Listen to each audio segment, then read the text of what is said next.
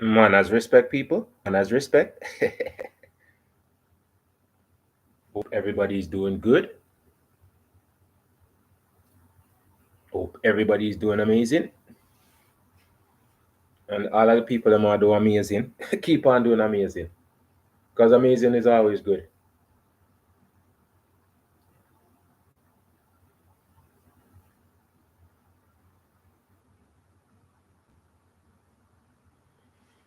Happy birthday month, Mr. Yellow, Miss Yellow. All of the people that want to celebrate them birthday this month. Hope everything is going good for you guys. Hope you guys are sharing whatever birthday cake you're gonna get. And you can always share the birthday present with me. Because it's always a rarity for me to get birthday present. Right, people? Right, people. People, it's cold outside. It's nice looking outside, but it's cold out there. It's cold out there and warm in here. Okay, people? It's cold outside, but warm inside. Big up on yourself.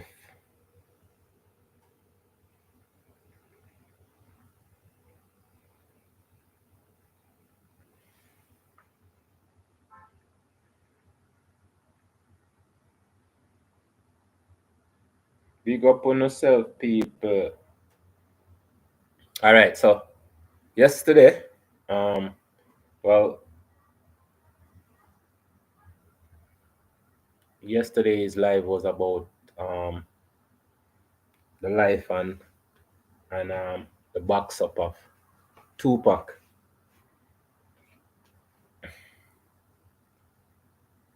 Tupac story is a tragic story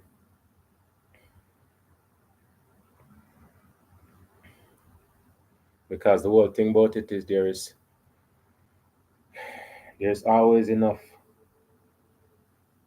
for us to share and enjoy. But again, it comes down to people wants it all for themselves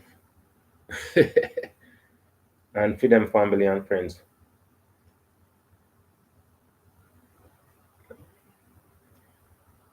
There's nothing wrong with you getting it for your family, but you can't get everything for your family. It's sad to see the man lose his life in such a tragic way that it was over money, right? So since we are doing all these highlights of all these great people, today it's all about, well, what's his name? His mother was part of the Black Panther, right? And I know some of the story about the Black Panther, but not all the story about the Black Panther. You know, so that there are organizations set up to help the community take care of the black community, right? Because again, back in them days, there nobody never stand up for us, right? We had to stand up for ourselves. So having black the Black Panther in the community, that helped a lot. Plus them did like provide food for the kids. They had a lot of things going, right? So today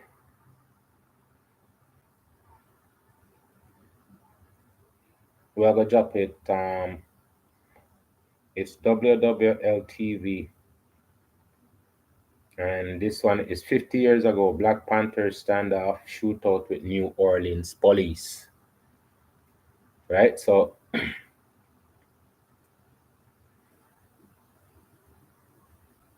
as we proceed, people, because I say A lot of these stories are not told, right?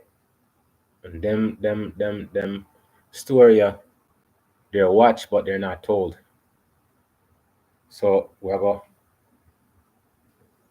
start the program.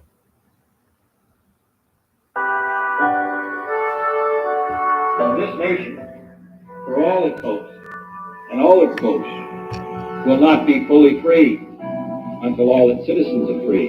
The 60s was an era that started off with great promise and hope. I have a dream today. But hope faded.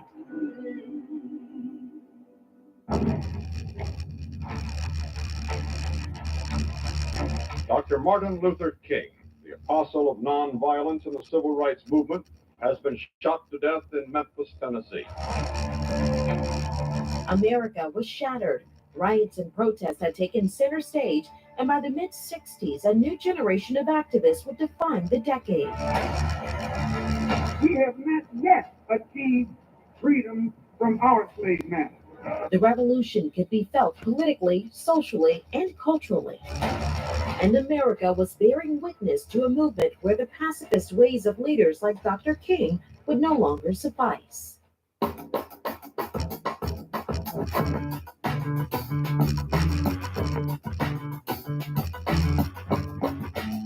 In 1966, the Black Panther Party for Self-Defense comes to life in Oakland, California.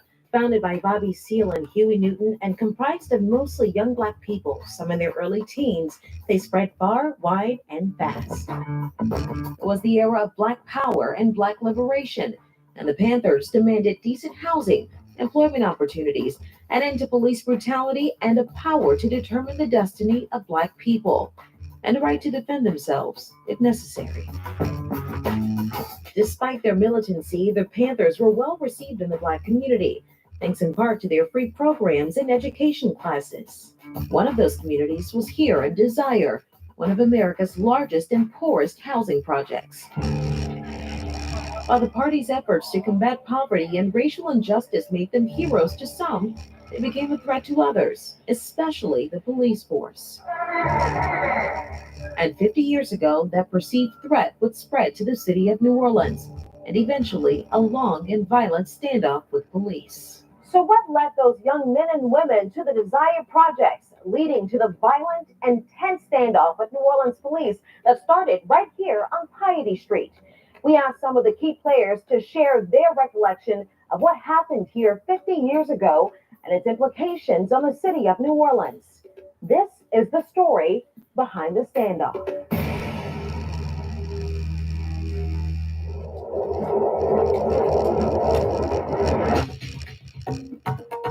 Summer is finding Negro discontent expressing itself in a number of cities throughout the nation. Jehovah has spoken out about the dangerous character of these extremist movements in this country. Small group of self-styled revolution. Okay. People. Okay. Is the KKK an extremist group? I don't know people. I just say if the Black Panther was an extremist group, the KKK is an extremist group, and are they labeled as an extremist group? Just wondering as we proceed. Small group of self-styled revolutionaries who are not concerned about community improvement. The very first place that the Catholic Church wanted to try to do something on a community level was in the Desire area. The Desire project was 100% behind us. The people love us, and the people were out here. Trial began this morning for 12 Black Panthers accused of the attempted murder of 5 New Orleans police officers.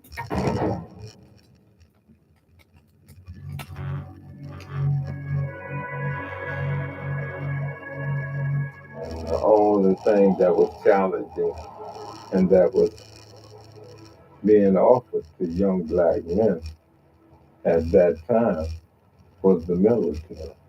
It's a picture of me being arrested 50 years ago. Before he was an activist, before he was a Black Panther, Donald Guyton, known today as Malik Rahim, was a soldier. who served in the Vietnam War.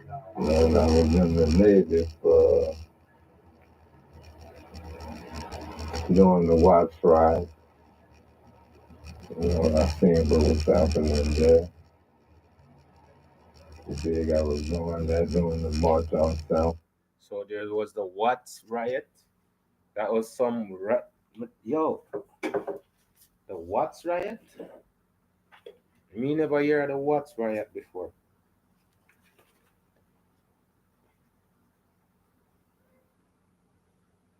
So the Black Panther them, I guess them form after Malcolm X, Martin Luther King then.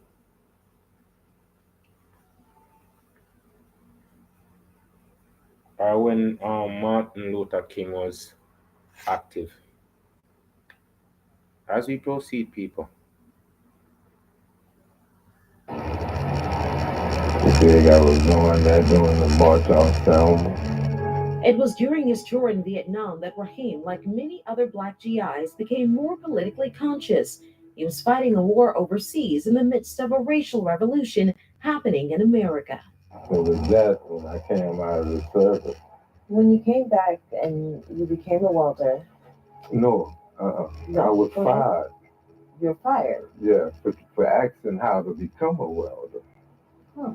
Yeah, I was told that they didn't hire as well.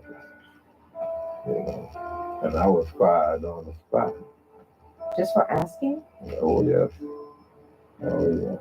My wife and I, we was going through trouble because of the fact I was real angry. Given. And I felt like I was used in Vietnam or even being in the service. Blackjack has found a home. Now he needs a champion. People, the man get fired just for asking. The man get fired just for asking if him can get, right? Used in Vietnam or even being in the service. The man get fired for asking if him can get a welding job, Just ask if he could get a welding job and then fire the man. I tell you, it's crazy. As we proceed, people. Like many black GIs during his time, Malik returned to the States after fighting for his country, only to be treated like a second-class citizen. By then, the civil rights movement had taken a turn from the pacifist ways of Dr. King to a more militant ideology. The brother came off of that bridge bus, and he had a Panther paper. And I asked him, man, where you get this paper from? He said, man, there's some brothers right down on Canal Street selling these papers. I bought a paper from him, and I told him if he come over to the West Bank, get on the bus right here, come over, get off at the project. They asked for me, and I'll show them around. So with that, it started. It was May of 1970. So the neighborhood them did call project also. I don't know what project. Now I forgot look up why call the neighborhood them project? Project for what? That's crazy. To come back faster. That's what we started as a national committee to come back faster with the umbrella of the Panther. Ronald Aylesworth says he co-founded the chapter here in New Orleans with Steve Green. So Steve Green comes down from California. Yeah. And how did you meet? How did you guys meet? Well, I think in the neighborhood, black national neighborhood, older dudes, they told me, I'm looking for all the dudes who invited me, the militant dudes. I'm a young man, 20 years old, 21 years old, rest of them, older dudes. All of them walk out the door. Wow. I raised my hands, I joined. So like I said, I was the first one to officially join. But the first I was at was on St. Thomas Street. When Ron first came out, I was in a senior dwelling. Betty Ellsworth, known then as Betty Powell, was curious about the organization forming in New Orleans. I just begun to come to the classes on St. Thomas Street, and there was They have what they call political education classes. I kept going to the classes. Eventually, that go around and I'll do a little typing in the daytime. And one of the brothers, Chucky Charles Scott, suggested that I'd be good selling the paper. NCCF member. Yo, that's his wife. These people are still married people. I mean, they're still married couple. As we proceed. Sell the Panther papers on Canal Street. It talked about issues of police brutality, racial injustice, revolutionary ideals in their community programs. The paper and the image of what a Panther was drew members from all over. But it also drew criticism from the federal government, who saw the Panthers and other black revolutionaries as a threat. That we don't care whether they're black Panthers or white Panthers, we just can't tolerate the disruptions of law and civil peace in this country. In the 50s, FBI Director J. Edgar Hoover established the Counterintelligence Program, or COINTELPRO. In now released FBI documents, COINTELPRO was meant to expose, disrupt, misdirect, discredit, or otherwise neutralize the activities of black nationalists, and the Black Panther Party were one of their main targets. They had just had the shootout in LA. They had just killed Fred Hampton. Panthers was being arrested everywhere around the country when we first came together. Oh, that was a bad group. All they wanted to do was shoot white people, shoot police. We never talked about shooting white people. We always talked. You see the propaganda, people? It's always the lies, the lies, the lies. It's always the lies. Self-defense. So we did have a lot of white people that did support us, but you wasn't hearing that. And the intense rhetoric Obviously not. Proved to be challenging for the revolutionaries. Just 1 month in the Panther offices near the St. Thomas Housing Project, they were served eviction papers. One of the lawyers representing them at the time was Ernest Jones. Told us that they were about to be evicted because the owner of the office was a local criminal court judge, Bernard Baggett, and he had objected to their political education activities in and around the St. Thomas Project. We fought the eviction on grounds that the judge shouldn't be evicting them because they were exercising their First Amendment right to organize. So we ultimately agreed that they would stay there for a little while and then they would voluntarily vacate. But where they would move to next set off a major alarm for the city administration and the police, who had already been alerted the Panthers had made it to New Orleans and believed with their arrival came trouble. Next in the story behind the standoff. It's one of the most down and deprived areas where African Americans was at. And I don't think people gave them the credit that they rightfully deserved for doing what they did at the time they did it.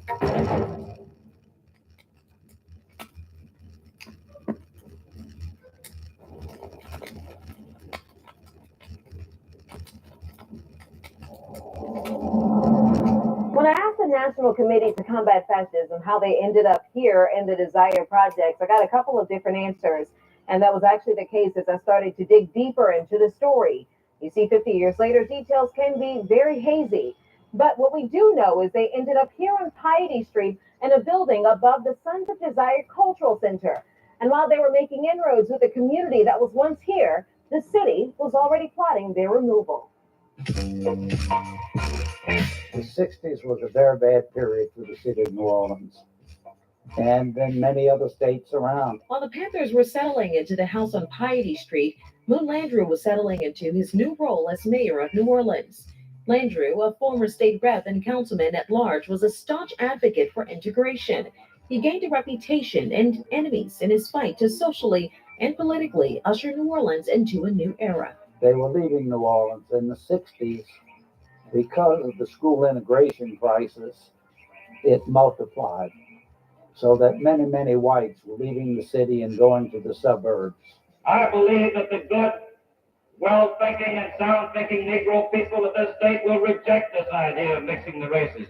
I believe they will reject it because they realize it is better for their children to go to their own schools and to be taught by people of their own color. Our racial attitudes were stagnant. There was a white dominance in the government, a white dominance in business, a white social dominance. And when I became a councilman, I was determined to try to change that world. This is when I went to jail in the Civil Rights Movement. Robert Tucker caught Landrieu's attention before his race for mayor. As Tucker recalls, his first encounter or non-encounter with Landrieu was during a march to City Hall in 1968 after the assassination of Dr. Martin Luther King Jr. And as the march was leaving to proceed on back to the Urban League office, there was a fellow standing in the breezeway between City Hall and Civil District Court. And I later learned it was Moon Landrieu. Didn't speak, didn't say anything. He just watched. And what he'd seen was enough to ask Tucker to help him run for mayor. So there was a debate, a pivotal debate in the 1969-70 mayor's race. It was he and the former lieutenant governor. And the question was raised by the moderator: would you be willing to hire black people elected? His opponent said he would hire qualified people. Qualified was obviously a code word for whites. Moon didn't draw a breath. He said yes. The black community at that point had begun to have some interest in the mayor's race, because up until then, our political choices had always been relegated to the lesser of the two evils, whites. Moon Landrieu not only won the race, the lesser of the two evil. I that them say about the government of Jamaica. Any one of them is lesser of the two. And that match I show you, so I don't understand it, you know. These things are so complicated to me.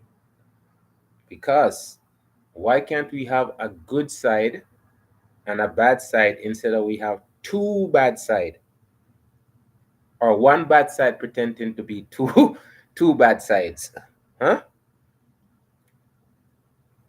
The loop, people, the loop. As we proceed, people. Landrieu not only won the race, but won with more than 90% of the black vote. So I had no doubt that when I got elected mayor, if I got elected mayor, that I would appoint black department heads along with whites, and that I would do this in every area that I could. Tucker was one of those appointments, brought on as one of Moon's 3 executive assistants, making him one of the first influential black men in city government. The political landscape was changing. What if you saved? Yes, sir. It was changing a little bit, right? In the right direction. City government. But again, it was changing in the right direction. As we proceed, the landscape was changing. And at the same time, you had black militants. There were riots taking place all over the United States. We didn't have one here. But then the Panthers came here, and they were a very militant group. What did you know about them at that time? I just knew them to be a very militant, aggressive group of blacks who were seeking, I don't know what the ultimate goal was. Maybe it was separation. I don't know. But it certainly. So 50 years later, this man don't even know what they were.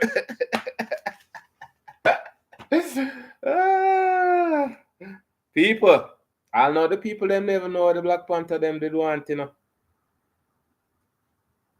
According to this man. And he was around them times too. As we proceed, people. Against racial injustice. It would be one of the first major challenges for the Landrieu administration. Black revolutionaries were under fire. By 1970, Black Panther chapters across America were in shootouts with police, were arrested and jailed on a number of charges, and had developed, at least among whites, a reputation for violence. With that in mind, city government and police officials were quickly on alert. I could not accommodate what they were trying to do here. But the New Orleans chapter hadn't threatened any violence up until that point. Instead, they did the opposite while in the Desire projects. So the first thing is how to restore hope, how to make people believe that, hey, you ain't gonna just have to take the abuse and oppression of racism all your life and then die. They worked out of the community center and closely with the center's director, Johnny Jackson, to operate the Panther feeding program. Because the child cannot really go to school and learn anything if they're sitting in the classroom hungry. Well, we didn't go around tearing big guns. No, we did party work, clinic work, sickle cell anemia. Yeah, we did that. That's why they don't highlight that. They highlight this as confrontation, which was did the confrontation at all. Right, we bus people to the prisons. We bus them to the polls election when Johnny was running. Yeah, register. And you know, we went in the neighborhood. We went and made groceries on buses for people in the community that weren't able to go, like the seniors and stuff. We went clean their houses. We helped them out. But what we did was a sacrifice of love. We gave about it. We didn't know what we were doing.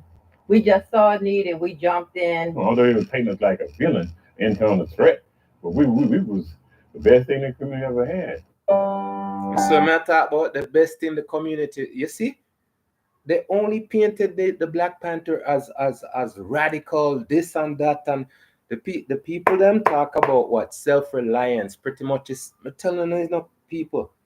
We're always been on a mission for change, but then people don't change. These people don't change. As we proceed, people.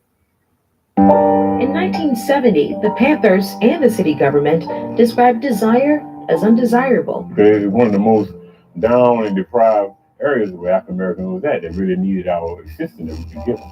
Just deplorable.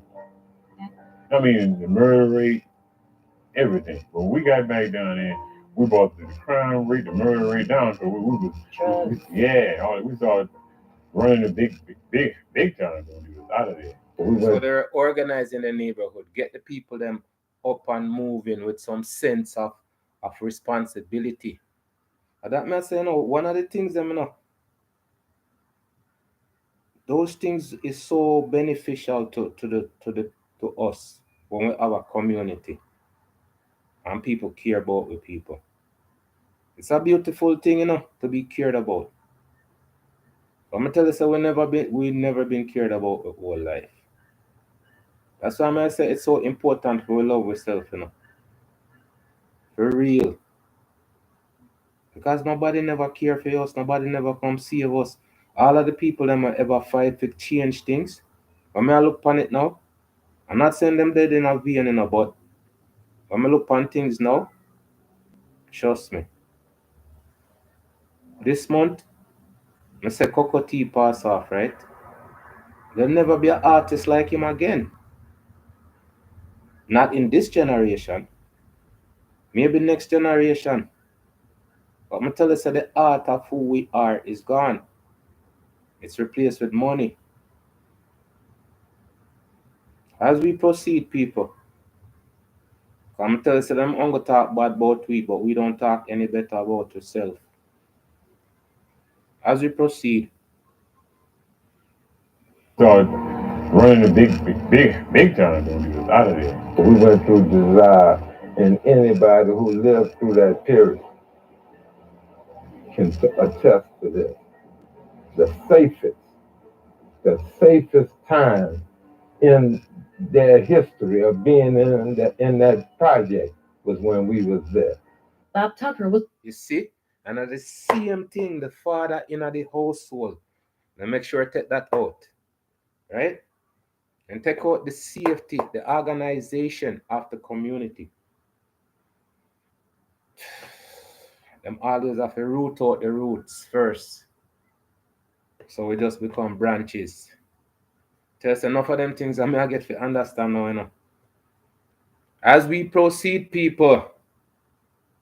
Concerned with Desire's crime rate and conditions. I just been hearing a lot about it in the streets. High crime, crime-ridden. Nothing about the Panthers at that point, but just a poorly constructed housing development. And I got curious about it and embedded in Desire after I met a guy named Henry Fagan, who's deceased, but God bless his soul, just was the mayor of Desire. And so he helped me to understand what and how bad it was in the project. Tucker did a study on the large community and reported back to the mayor. Desire housing projects were built in 1956 to house large black families. That same year, a tenants association told the Associated Press the Desire was unsafe for human habitation, calling the project a real scandal and a blight on public housing in New Orleans.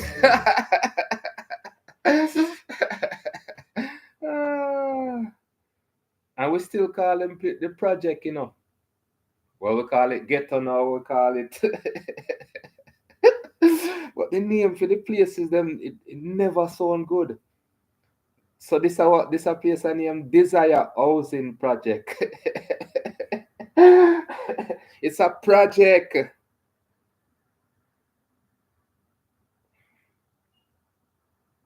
So that means that the project not done yet.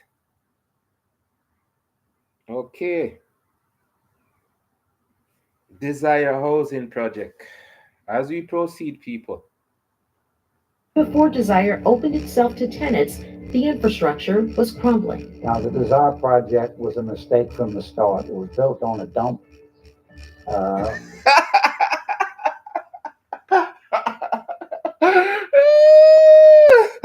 Oh yeah.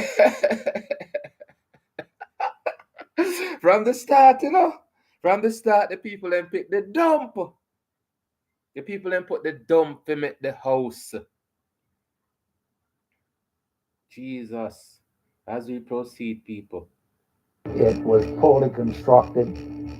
The place constantly flooded, and it was just too large. There was no cement under the floors of the structures, so that you were literally walking on soil. Were there any answers as to why it was built that way? Well, it was built that way because that was the intent. It was a black development, and so Desire was built in a swamp, and on a dump. So it was destined for failure. But because there was no other housing at that point in that area for blacks, it became occupied. In 1971, the late Johnny Jackson told the Times-Picayune 12,000 people lived in Desire, and about 8,000 of them were under the age of 18. Geographically cut off from the rest of the city, Desire residents sat isolated in the ninth ward. So you would understand why the Panthers would be such a force in a community that was so overpopulated and underserved. It followed a common theme with the Panthers. Chapters across the country set up in neighborhoods just like Desire. Yeah, it was. I think the Panthers again made a big difference in the community, and I don't think people gave them the credit that they rightfully deserved for doing what they did at the time they did it. These are all houses all the way down, all the way to the track. Leonard Smith III, Pamela Devizan Everidge, and Larry Everidge Sr. all grew up in Desire, and they remember the Panthers very well. And they implemented the breakfast program. I used to go over there and get books. They had really good books. Well, we just set up like children that didn't get fed a meal before they went to school, especially like kindergarten, from kindergarten to like third grade or whatever. They held the drugs down. They kept the drugs from like flowing back there. They stopped it actually at that time. They put a stop to it, and they actually used to patrol. They used to do morning patrol, evening patrol. Discover an Wow. So the people them I'm telling us that anytime any effort going to helping us, you know, it must be squash. Look how the people ain't talk about the Black Panthers, them, eh? Like, sure. I knew of some of the things that were them do, but I didn't know that they were like them set up in the poor neighborhood to help out the people them. Keep the drugs out. The people them say them have them dog, them patrol the neighborhood, all of them things there. So it's like neighborhood watch, neighborhood security. I tell you, because you know them some of them neighborhood they need some infrastructure. Boy, I tell you, you know, as we proceed, people, all of them story, boy, I tell you, you know, As we proceed, They put a stop to it, and they actually used to patrol. They used to do morning patrol, evening patrol. Well, you know, this was the era of being black and proud. James Right. Brown and all that had come out, Yeah. you know, and so it was actually kind of like almost an honor for them to be in our community. And I think that because of the influences from out, made it seem like they were doing such horrible things, but they really were a positive role model for the community. While all three admit some of the stories about the living conditions of the Desire are very true, their memories growing up in the community are vastly different than the conditions described by the city and the Panthers. Growing up, it was actually really nice growing up. We had it was like Desire was like a city within a city. We had our own show. We had a bowling alley. We had neighborhood stores inside the community. Yeah, and well, you know, when you're looking from the outside, you would say, and everybody may have said that, you know, every night they were shooting up the place. Well, that wasn't the case. Stories of violence and drugs would paint a different picture of Desire that forced outsiders to fear the community. But if you spoke to those living within the confines of Desire, they'd share their stories of thousands of children skating on Christmas Day, Turkey Bowl football games, and sewing at the neighborhood community center. Desire residents were playing the best game they could with the cards they were dealt. exactly. Because kids can make an adjustment to anything, you know. Ongo big people can't.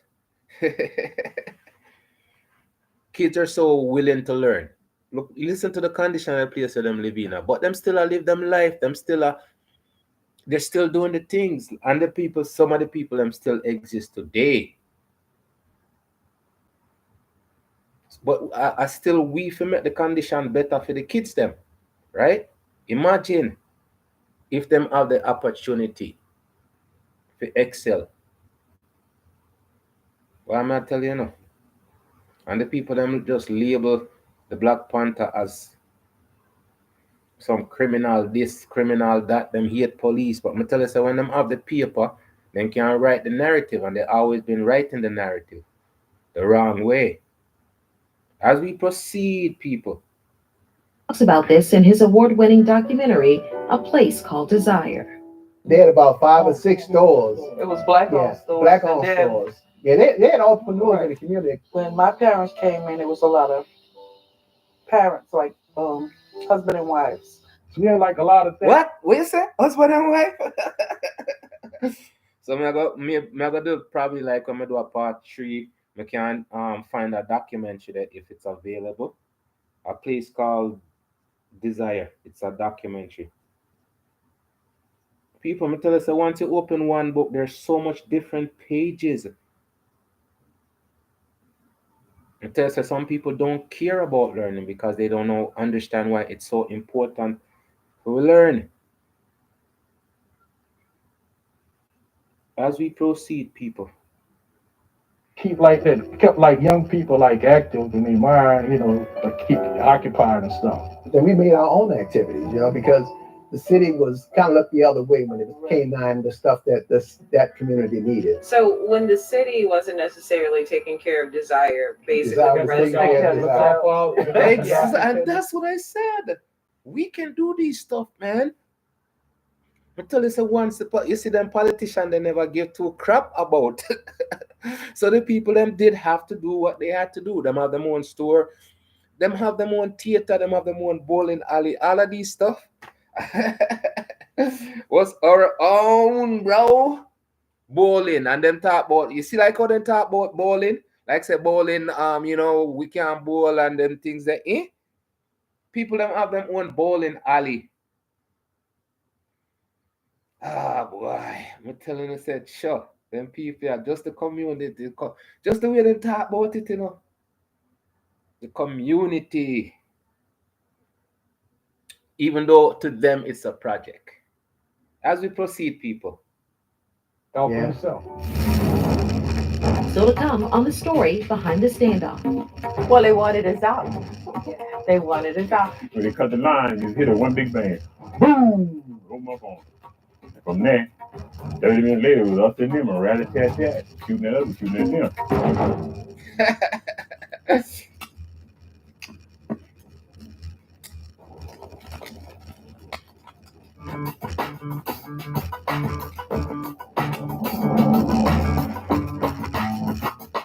One day, we were told by our supervisor that the Black Panther Party now has a presence in the Desire Project.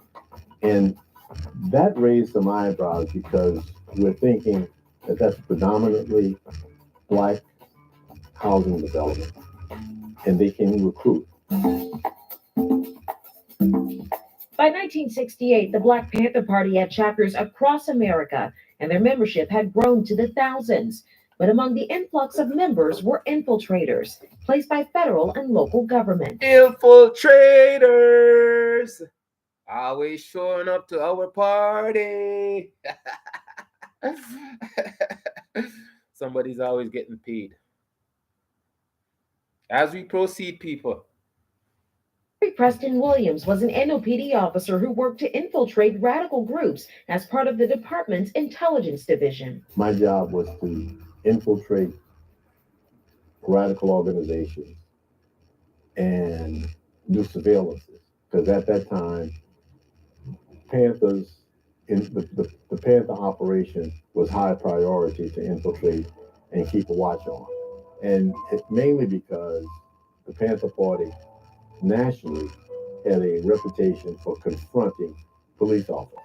So why was the Panther Party important or priority to infiltrate and not the Ku Klux Klan? Yes, I thought me say. You see them people. How the hell am I leave the KKK? You see the question I asked before? As we proceed, people. Been proven to do hate crimes. Well, I'm working for a police department, and Ku Klux Klan don't attack policemen. The police department here was less concerned about the Black community as a whole, more concerned about the police department. In other words, if there's a group that's likely to attack police officers, that got our undivided attention.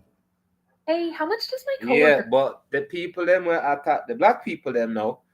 The man laugh when him answer that the question they know. The man said, "Oh, the Black Panther is more likely to attack the police." The Black Panther was going about their business. The police attacked the Black Panther.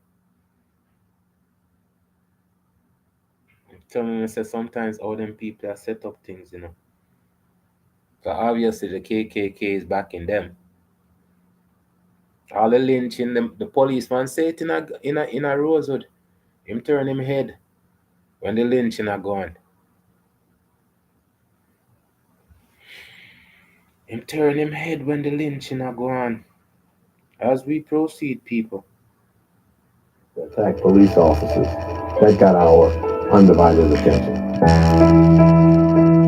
Williams was a police officer who had to face two fronts, being both Black and blue, leaving him conflicted over the Panthers' arrival. Did you at some point recognize or at least sympathize with the Panthers during that time? I understood their program.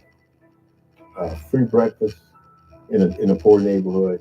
They were concerned about health care. They had a program that consisted of probably, if I remember, 8 or 10 points.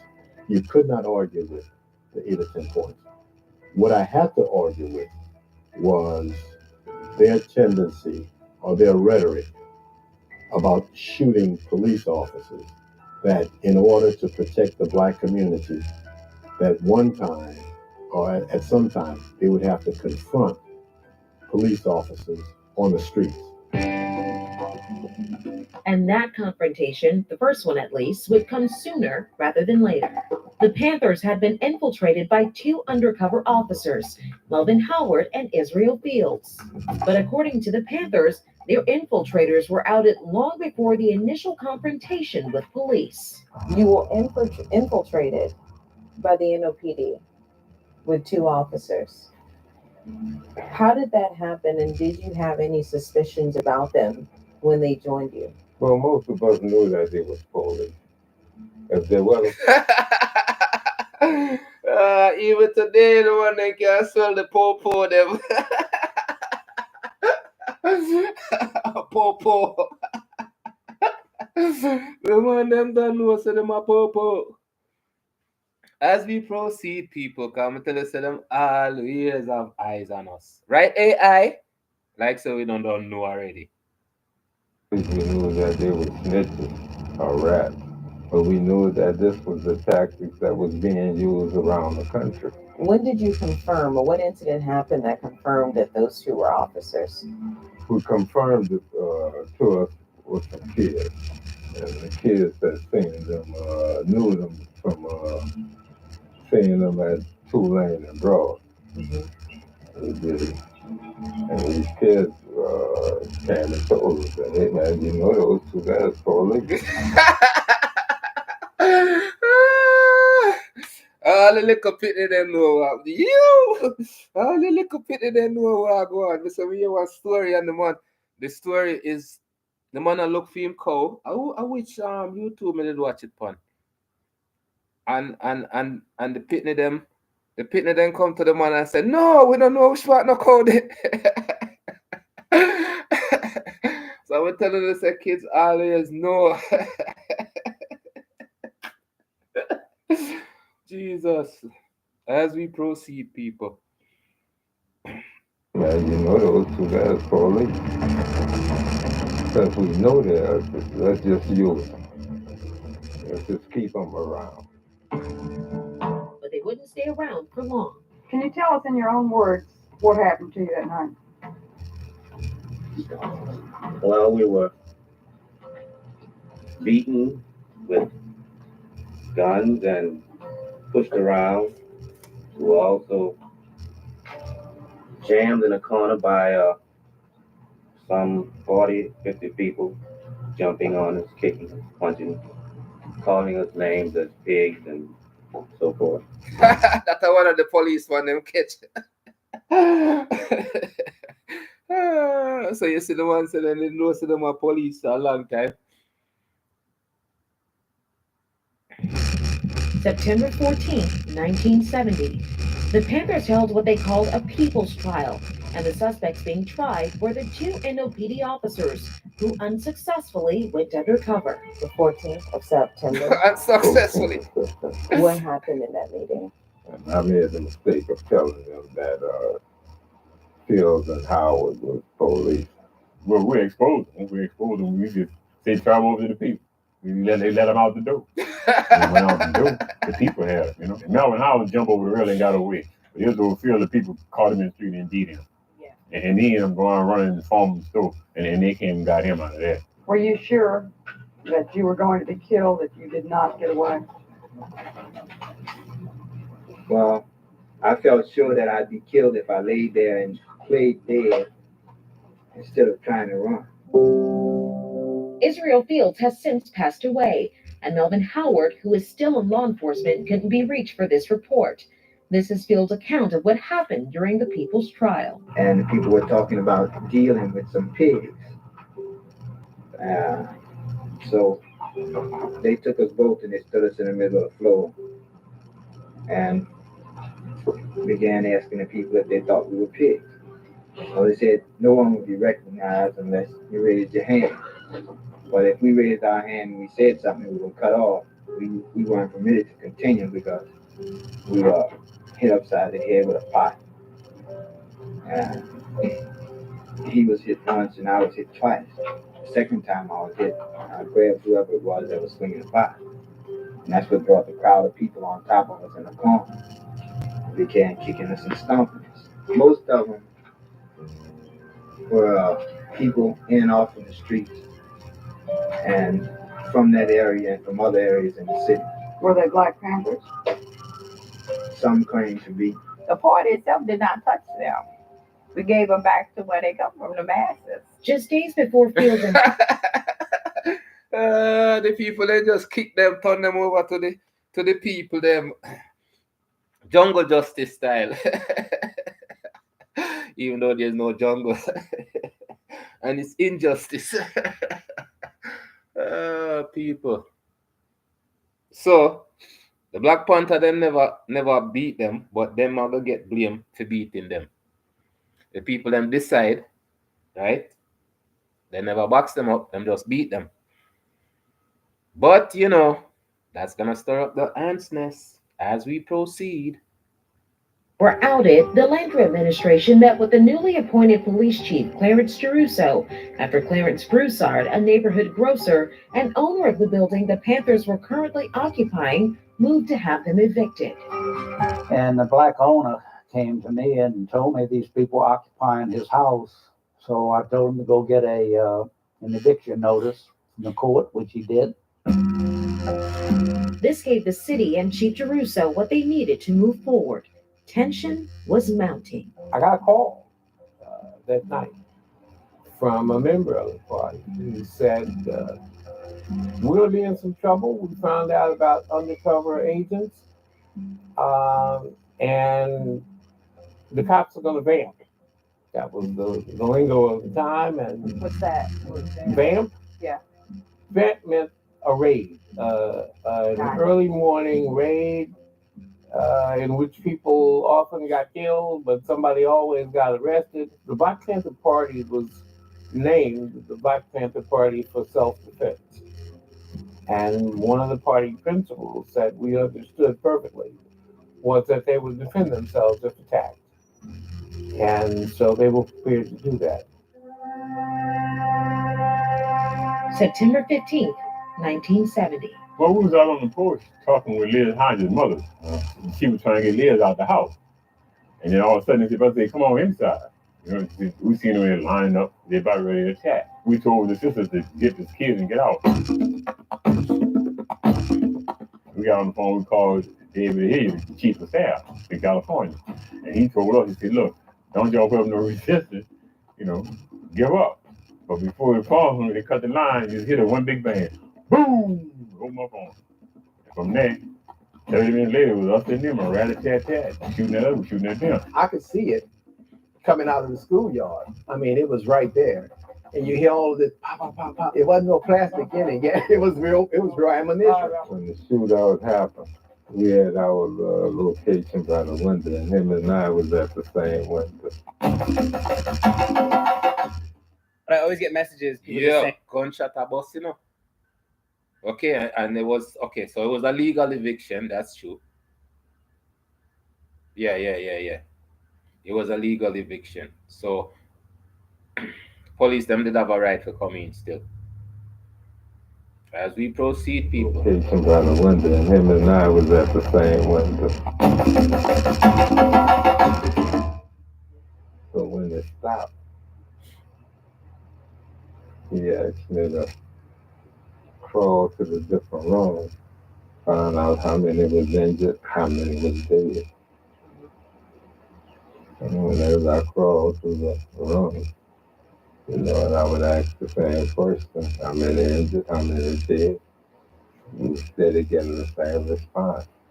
Nobody injured, nobody was dead. When they shot the tear gas in the house, we put out a white flag, and we surrendered. It let us out. The people come in the community, come out the house and told them to let us out. And don't shoot them, come down, come out. So the Desire community came out and said to shoot gas. Malik, Ronald, and 10 other NCCF members inside the house were taken out and arrested. They were brought to the Orleans Parish Prison. We went from there to court and then to death row, all in one day. What you've been hearing on the news have been a bunch of lies, false propaganda, totally unfounded and just not true. The people just wouldn't buy some of the militancy that they were trying to sell. The community deal with informers here, not us, and that the policemen and the PA fired upon our building first. We only returned the fire to protect ourselves. The Desire Project was 100% behind us. The people love us, and the people were out here. Well, there are no community causes for it, and I think this should be made quite clear. This isn't a local group of individuals who are simply disenchanted with the services. This is not a civil rights uprising. This is not a racial incident. The shootout would be a wide awakening for the Langer administration, who, up until this point, had avoided violent civil unrest in the midst of the social justice uprising. But the confrontation was far from over. Next on the story behind the standoff.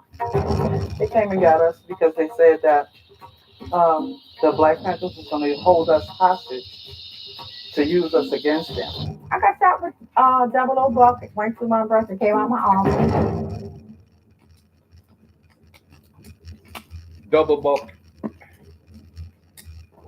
Double buck, I think it's shotgun bullets. So police them fire some big shot people.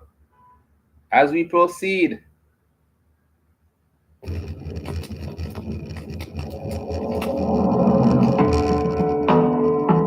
The Desire Projects, once isolated and ignored, had suddenly found themselves in the national spotlight.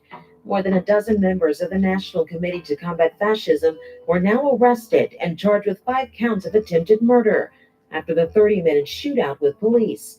While at Orleans Parish Prison, Ronald's fingerprints matched a bank robbery that happened on Jefferson Avenue.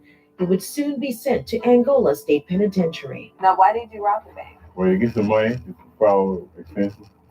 And we need, not everybody in the party was doing that, because they're part of the workers making money. For the other Panthers, bail had been set at $100,000 each. They quickly allotted the $1.5 million bail. People, $1.5 million bail for them, you know. As we proceed, people. Accepted the charges. The case had been allotted to Judge Israel Augustine, The only black judge at criminal court. How did that happen? Just by random accident? Well, I'll let you be the judge of that. In the meantime, Desire leaders expressed their disapproval of how the city handled the confrontation and the reason behind it all. During a press conference a day after the shooting, they cited the violent outbreak as the result of the city turning its back on a community that desperately needed its attention. I think it can occur any place where you have the conditions. And I think that the conditions there, as we said in our statement, cry out for remedial action. We went right back in the next day and reopened the office and started again. The remaining NCCF members who had left the Piety Street house before the shootout had taken up inside of an abandoned apartment on Desire Parkway, right next to the community center, continuing their free community programs. But the fact of the matter was they were still in Desire, and the city still wanted them out. 2 months after the first confrontation, the NOPD was prepared to make a move. Then we have a staff meeting at 3 a.m. saying that the police were getting ready to go down to the Desire Housing Project to evict the members of the Black Panther Party that were illegally occupying the Desire Housing Project. It was suggested that I go with the mayor to help logistically bring the kids, I call them kids, the young folks out of the Panthers out of the Desire. I told them that was not going to work. You're asking me to go involve myself in possibly bringing death to those folks because it was understood that the cops were going to be coming down in large numbers. Tucker went anyway in an attempt to avoid any bloodshed. So I walked out of his office, headed down to Desire, picked up guys that had been working down there, Cecil Carter, Don Hubbard, Charlie Alwell. And our attempt was to begin to negotiate with the Panthers because we had the creds. And what they explained to us was that we got to do what we got to do. November 19th, 1970, a second standoff was looming, and this time 250 police officers assembled and marched into the Desire Projects. There was nothing about that confrontation that reeked of de-escalation. NOPD went bananas. They came in with blood in their eyes. They wanted to kill something. They wanted us out. They wanted to evict us. And so they came down with a little army tank against a bunch of teenagers. Although we are not non-violent people, we will resist this by any attempt by the fascist power structure to pursue the murderous plan of genocide of the national community to combat fascism and the black people of this country by any means necessary, including revolutionary suicide. But as the army of police officers, tank in tow, prepared for a second showdown with the Panthers, so did the Desire community. The word got around here, the police coming out with a little tank. So everybody was saying with a tank, not here. So other people just started coming out. So people refused to leave because they said, if we leave, y'all gonna kill these people. You got like over 400 people, mostly like 400 like teenagers and stuff. The police saw that, they was shocked because of the crowd. We surrounded him. You see, people, strength in numbers. I mean, unity, strength in unity. Yeah, people. You see, and that me say, okay, the conversation one. I tell someone talk to my nephew. He's well educated. I love what he's doing and everything. But sometimes, yes, I tell you say, me no mind being challenged, right? And that's one of the things I was asking him. I go, okay, Burkina Faso. This is pretty much what everything is gonna be about because now everybody highlight Burkina Faso. I love that, right? So that can show other countries what a real person will love them country do, right? So I said the people them in a Burkina Faso, how do they rock with Abraham Tory? Them fully rock with this man. This man is gonna step down and then tell the man to no bother with that. Just keep the job, right? So any country, right, where the people are doing good, them need the people to support them if they're doing good. If they're doing good, that's the difference. If them not do good and you not support them, it just shows that you guys don't want good. UIC. Again, I'm not do politics because politics is actually comedy, and that's what I said. So, just I say, and if you take a look at UIC, because we how much 80 years at the same party, different color. As we proceed, The tanks surrounded between the wedge between the Panthers and the police, and we encircled them. So the thing is, they're like a standoff. What were some of the things you heard out there? Power to the people. Get those pigs out of here. I don't think Clarence Russo, who was chief at the time, wanted a real confrontation, a real shootout. You got the cops armed to the teeth. You got hello. Aren't the cops always armed to the teeth? And that's not my try showing to say, why would I want to be a bad why would I want to be a bad man? Eh? Is there anything in being a bad man? When them brother are armed to the teeth and their only purpose is to make sure say you go underground? Eh? Me say the best bet is well white collar crime. Well, you have to get a white color. People, as we proceed.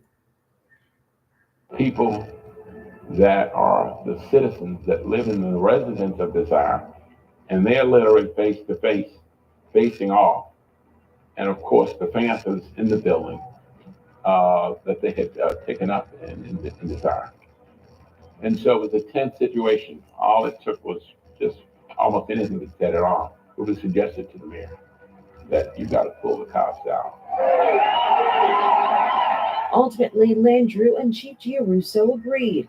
Desire residents had used themselves as a shield to protect the Panthers, just as the Panthers. Okay, and now that much I show you people. In a full community, it used to be a community. If these guys were doing something bad in the community, right? You think that them would have fight for them? I'm just asking though. if they were do okay, but in many situations nowadays, what I say, people did have virtues back then. 1931. People did Welcome to my channel. people did really care about how we exist, the ecosystem in a community. People, we did nice, you know. We were living good, even in a tough state. But now we all live bad, you know. And I said this is easier box foot. This is not easy. Struggle continues, that's what I say. All I'm saying is all the people that are warm stay warm.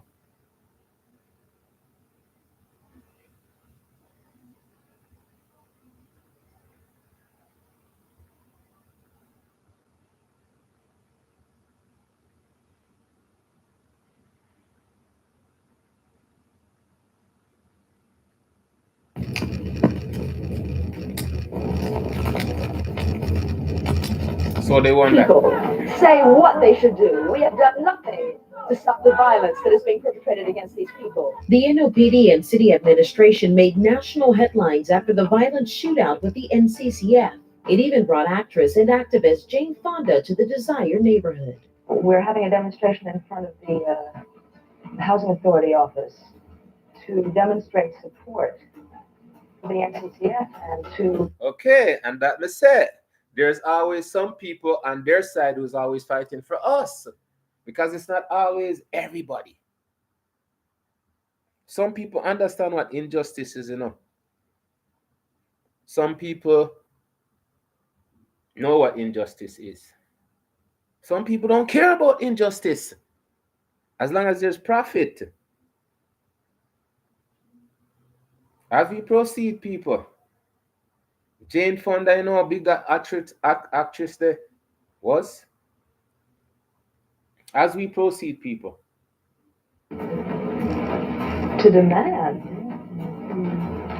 that they allow the NCCF people to live in their community. The NOPD would use her visit to make one more effort to remove the NCCF for good.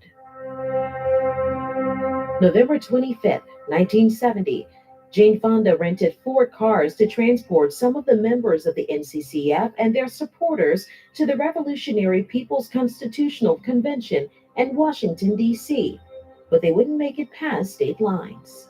Police just would call them on the interstate and arrest them. Betty was with the remaining members inside the apartment on Desire Parkway. I happened to look out the window and I see this mail truck about 1 o'clock in the morning. There was a knock on the door and another sister opened it. It was a deceptive device that they used. I thought it was the priest. That the police came dressed as priests. You know, the police pulled her out and they came in shooting. That's how I got shot. Where And did we you were get shot? arrested. I got shot with 00 bucket went through my breast and came out my arm. I still have 5 bullets in my body. Still? Yes. Because the doctor said at the rate of speed that they were traveling, it wouldn't be infectious. The National Committee to Combat Fascism would spend the next 11 months behind bars awaiting trial. Trial began this morning for 12 Black Panthers accused of the attempted murder of 5 New Orleans police officers.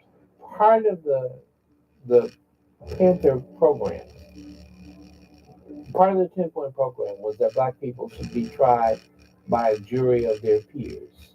I contacted Charles Gary, who was Huey Newton's lawyer in Oakland, and asked for help. And Gary sent me a pamphlet done by a colleague of his called Minimizing Racism in Jury Trials. And that pamphlet became my Bible. The law of Louisiana at the time was that a criminal defendant had 12 peremptory challenges. That's a challenge where you can take somebody off the jury for no reason at all. Remember, we had 12 defendants. That gave us 144 peremptory challenges. The jury selection. You people, that's sick. one say 100 and, what did he say? 144? 144. You can't tell them. So in that case, if anybody come up there and with them deem that's gonna be fair and just in the trial, them can't tell them no, we don't want this person or we don't want that person.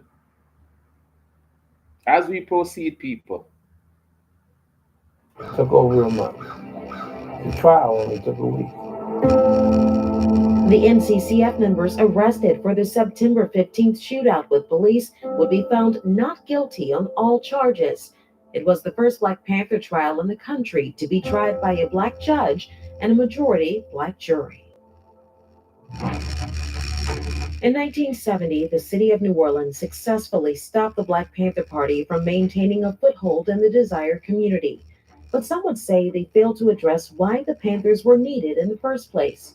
What could have been an opportunity to change the outcome of those living in Desire was instead met with misunderstanding and fierce resistance of who the Panthers were and what they stood for. Do you feel like there is a way that you could have done things differently, or if you could go back and change anything, would you do anything differently? If I could think about it, I could probably come up with some individual errors that I would redo in a different way. I was determined to integrate the city in a business way, in a social way, in a political way, so that everybody had equal opportunities. While I may not have achieved that perfectly, I think we made great progress. Yes, of course he's gonna give himself credit. Come on now. Come on now. Come on now. As we proceed, people. This is the first part. Again, you see how I connect the dot them do, because until I say Tupac Shakur was part of the well, his mom and was part of the Black Panther movement. But again, as you can see, the Black Panther movement was always development of the neighborhood, getting rid of drugs, guns, and violence. And again, the tragic end to Tupac was guns, violence. As we proceed, people, I'm telling you some of them things, it's understanding. Once you're in a class, right, you have to have an open mind to understand certain things. And sometimes it hurts, but sometimes it makes you feel good learning, understanding. As we proceed, Desire was a page of the history of New Orleans that has been left out. Once the Panthers got the Panthers out the project, they held the drugs down. They kept the drugs from flowing back there. After they got them out, that's when everything just busted wide open. The Hope 6 grant led to demolition of housing projects across the city. Today, there's nothing to remember what happened here on Piety Street. Instead, it's now a mixed-income community called the Estates. All of the housing development throughout the city was able to have one. No, they call it the estate. Then it was the project, and now they call it the estate. Oh boy, as we proceed, people. Left to represent what it was before, Katrina. Well, they didn't do that for Desire. But what does remain is the ongoing battle against social injustice in America. And it's ironic that it's happening again. So they had their feet on our neck then, and they have their feet on our neck right now. 50 years ago, a new wave of activists would define a decade in the war against systemic racism and segregationist policies. 50 years later, a shattered country began to piece itself together, and those who were left with no hope somehow found hope again. And that battle waged on.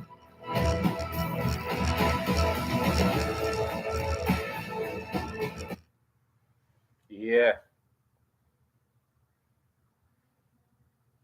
The battle rages on, people, and we're part of it.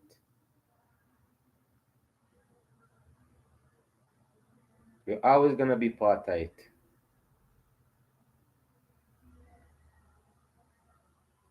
That's what I'm going to say. any little thing you do to make it better for us to understand, it's worth it. Because I'm telling you, most of the history that's written, it's not even written by us, for us. We have to take one little month and jam ourselves in. And when we jam ourselves in that the month, that some people say, yo, I can't even bother anyways. 1 month, if you look upon yourself, I'm telling you, people, it's so refreshing when you look upon yourself. It's so amazing to look at yourself. Whether you look upon yourself in a clothes or you look upon yourself naked, if you look upon yourself in the mirror, if you look upon yourself, how you look upon yourself, you're amazing. You are. And you're born in amazement.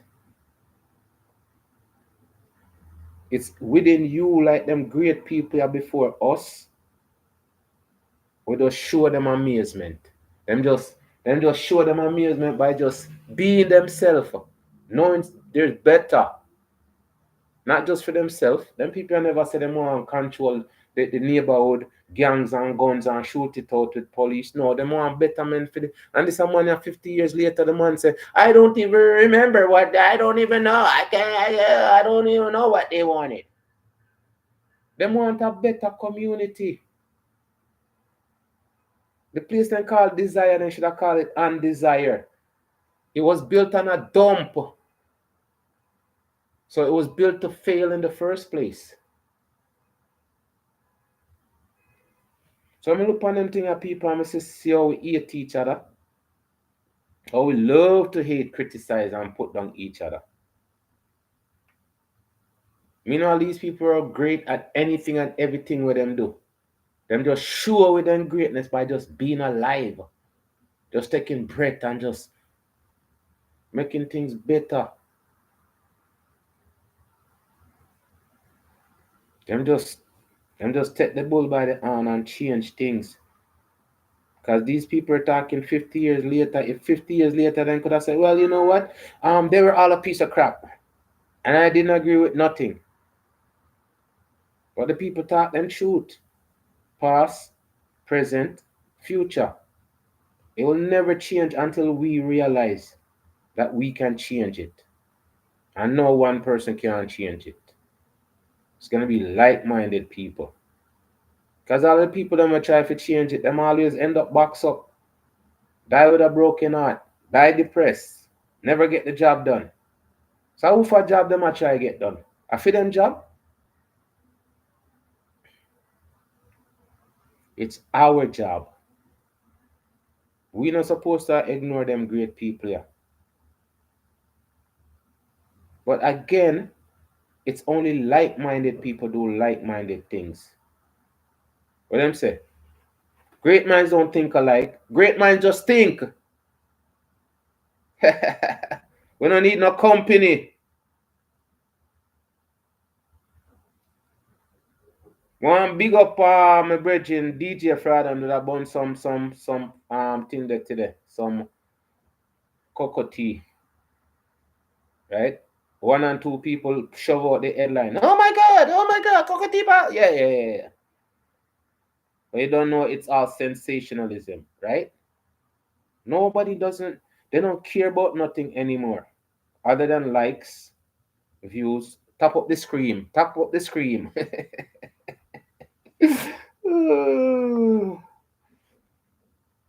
So big up DJ Frado and all of the people that I shout out to Cocoa Tea, cause again, for we heroes, right?